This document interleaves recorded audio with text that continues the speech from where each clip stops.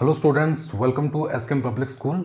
Our today's lecture in class 12th physics is Coulomb's law. So let's start Coulomb's law. This is one of the most important topic in class 12 physics students. Coulomb's law. Coulomb is the name of the scientist. Okay. So according to Coulomb's law, when we have two charges, especially point and stationary charges. Coulomb's law is only valid for point and stationary charges. So, force of attraction or repulsion between two points charges and stationary charges separated by any distance r is directly proportional to product of magnitude of charge and inversely proportional to distance separating them. So if you want to write down the statement, first write down the statement, then I will be explaining it. Force of attraction or repulsion. I hope you can see the board. Yeah, you can see the board. Okay. Force of attraction or repulsion between two stationary point charges. Please mind this. You must write stationary point charges. I will tell you the reason why I'm just talking about stationary point charges. So, okay, complete the sentence. Force of attraction or repulsion between two stationary point charges is directly proportional to product of magnitude of charges. Product of magnitude of charges means देखिए charges का magnitude है. Magnitude means I'm not talking about sign of the charge. I'm not interested about. It may be negative charge, it may be positive charge. Okay, I'm not worried about the sign of the charge. I'm only worried about the magnitude of charge. So, directly proportional to product of, देखो दोनों को multiply किया है. Product of charges, product of magnitude of charges, and inversely proportional to square of distance separating them. All right. So, if I write collectively, if I want to write the complete formula, so F directly proportional. Guys, please pay attention. This force is, it may be attractive, it may be repulsive. Okay, it may be force of attraction, it may be force of repulsion. ठीक है, हमारे पास दो charges हैं. God knows कुछ भी, whatever is the sign, positive charge, both of them negative, one is positive, one is negative, doesn't matter.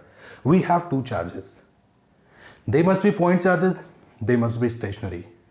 Okay, then force of attraction or force of repulsion between two charges will be directly proportional to product of their magnitude and inversely proportional to the square of distance separating them. So अगर इसको एक साथ लिखेंगे, so it will be like Q1 Q2 upon R square. So this will be our formula. This is called Coulomb's law. This is directly proportional sign. Okay. Now few of you may think, sir, ये तो आपने पूरा formula कहाँ लिखा है, ये तो directly proportional है. ठीक है, let's remove the proportionality sign and introduce a constant k. Okay, a lot of books have this formula written in this manner, q1 q2, but my dear students, please pay attention. Please pay attention. It's not just q1 q2, it is always magnitude of q1 q2. It creates a lot of problem in numericals. Okay, maximum students, they only study F directly proportional to Q1 Q2 upon R square, or F is equal to K Q1 Q2 upon R square, and they don't understand that why I am writing Q1 and Q2.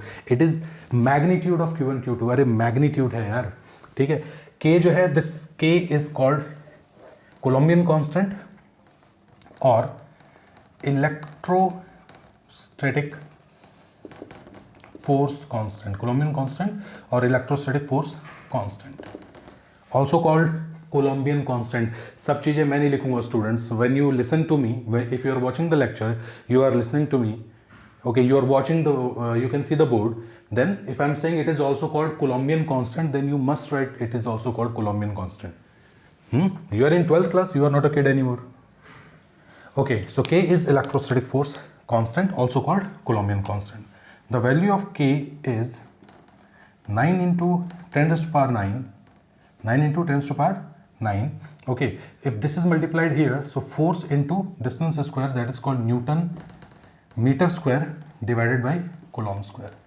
Okay, how I wrote this unit? अरे it's not a big deal guys. First of all, 9 into 10 power 9 is calculated value. Okay, already calculated. If you want to calculate k, then you must multiply r square here, and q1 q2 will be in denominator. So it will be Newton meter square divided by Coulomb square. Okay. Also, this is in MKS. ये जो है ये आप MKS में पढ़ रहे हो, metre kilogram second. In CGS, what will be the value of k in CGS? बताओ, मैं इसे स्टार्ट कर लेता हूँ तब तक. And you can see the board. Yes, you can see easily. I hope this sound is not disturbing you because if there will be no AC, then how I will feel good. Okay, how to calculate the value of k in CGS? 9 into 10 to the power 9, which is already given. Then Newton, 1 Newton is 10 to the power 5 dyne. अरे 1 Newton 10 की power 5 dine होता है CGS में. 1 metre में कितना centimetre? 100. So metre square is 10 to the power 4. अरे 100 can be written as 10 to the power 2. So 100 square is 10 to the power 4. Okay. Coulomb square. So what is the value of coulomb CGS में? 3 into 10 to the power 9 का square. सो 3 का square becomes 9 and 10 to 9 का square becomes 18. So can you see something like ये कैसे value change हुआ? ठीक है. So students देखो, 10 to the power 9 plus 5 plus 4 कितना हो जाएगा? 10 to the power 18 तो ये कंप्लीट हो गया. सो ये कैंसिल, ये कैंसिल, 9 से 9 cancel. So k is equal to 1 in CGS. In CGS system, the value of electrostatic force constant is equal to 1. Please take screenshot. इसका screenshot ले लीजिए. Okay. Suppose I am giving you a question. एक question मैं यहाँ पे लिख देता हूँ, मैं बोर्ड साफ कर दूंगा. Okay, we have two charges. This is -3 coulomb here, and this is 2 coulomb. Okay, separated by 1 meter of distance. Calculate force. Force आपको बताना. चलो मैं इसको सेंटीमीटर में कर देता हूँ यार. ये सेंटीमीटर में है और ये जो है ये ESU में है, मींस CGS यूनिट में है. ऑलरेडी CGS में गिवन है. ठीक है. फोर्स की वैल्यू बताओ इन CGS. आप फोर्स कैलकुलेट करो और मुझे बोर्ड क्लीन करने दो.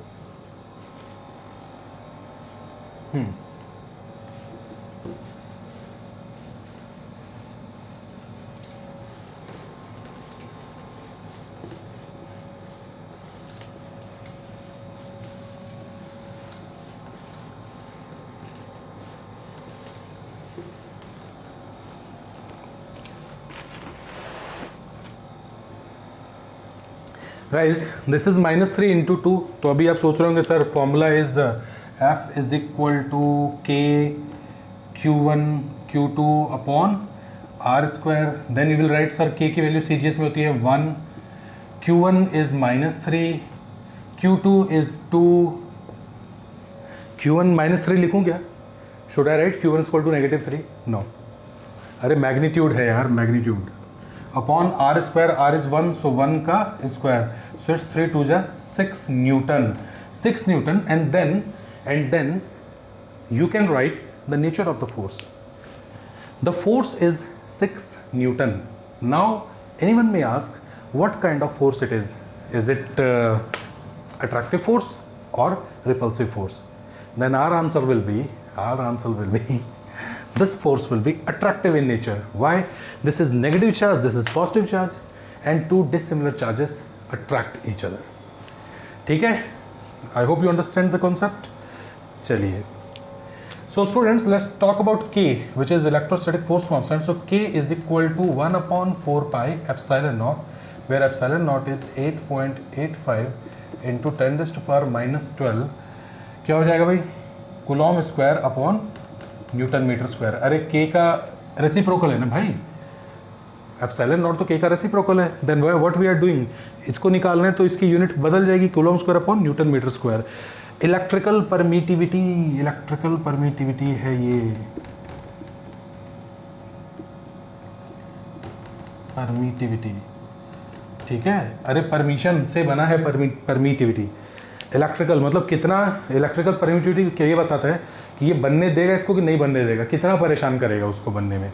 आप खुद सोचो, देखो बच्चों please please pay attention, force उतना ज़्यादा होगा जितना ज़्यादा के होगा, बिकॉज के तो इसके इक्वल है। If I am suddenly increasing K, this will be increased, and K is 1/4 pi epsilon. So if epsilon increase, K decrease, if K decrease, F decrease.